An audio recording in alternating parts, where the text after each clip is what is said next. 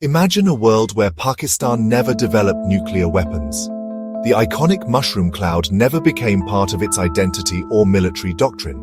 In this alternate reality, Pakistan relies on conventional forces, tanks, planes, and soldiers, rather than the logic of mutually assured destruction.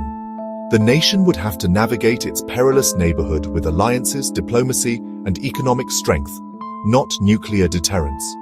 Would Pakistan be safer without the bomb, or simply more vulnerable? Perhaps resources would shift to human development, education and trade, building a more resilient society. On the world stage, Pakistan would be a conventional middle power, not a nuclear-armed outlier. This thought experiment reveals the profound impact of nuclear proliferation on global security.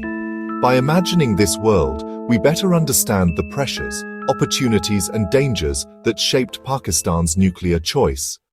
To grasp the significance of a non-nuclear Pakistan, we must understand why it sought the bomb. The trauma of the 1971 war and the loss of East Pakistan exposed Pakistan's vulnerability to India.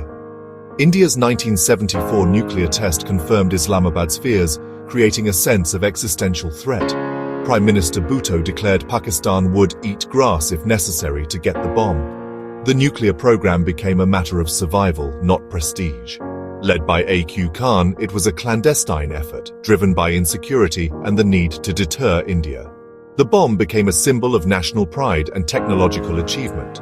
Pakistan's nuclear pursuit was a direct response to war, defeat, and India's nuclearization. Any alternate history must account for these powerful motivations. The path to the bomb for its architects was the only logical choice. What could have stopped Pakistan from going nuclear?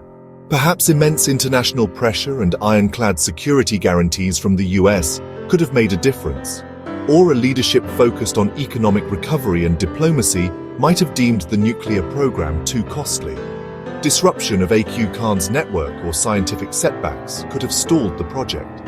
In this world, Pakistan would invest in a strong conventional military, relying on Western alliances and technology. Avoiding nuclear sanctions, it might emerge as a more stable, prosperous regional player, but it would lack the ultimate security blanket of the bomb. Without nuclear weapons, South Asia's balance shifts. India's conventional advantage would dominate, making Pakistan's military planners wary of India's cold start doctrine. The risk of low-level conflicts and border skirmishes would rise as the nuclear threshold disappears. India might feel emboldened to strike, while Pakistan could turn to asymmetric tactics to compensate. The absence of nuclear deterrence could make full-scale war more likely, not less.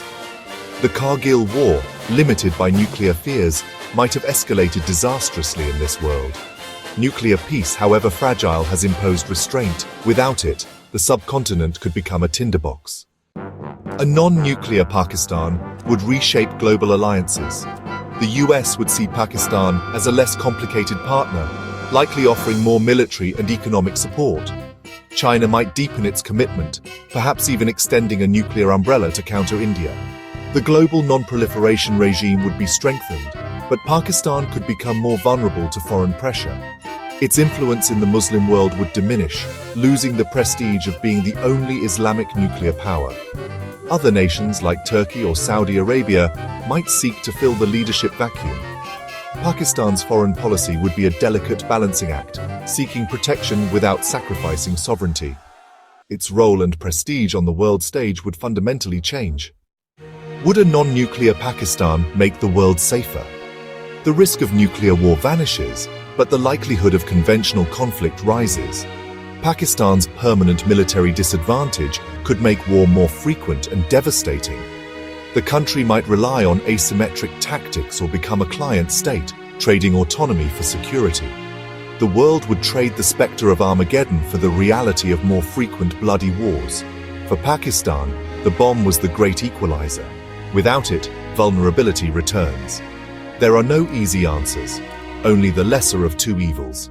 The paradox of nuclear weapons remains. The power to destroy may be the only thing preventing destruction.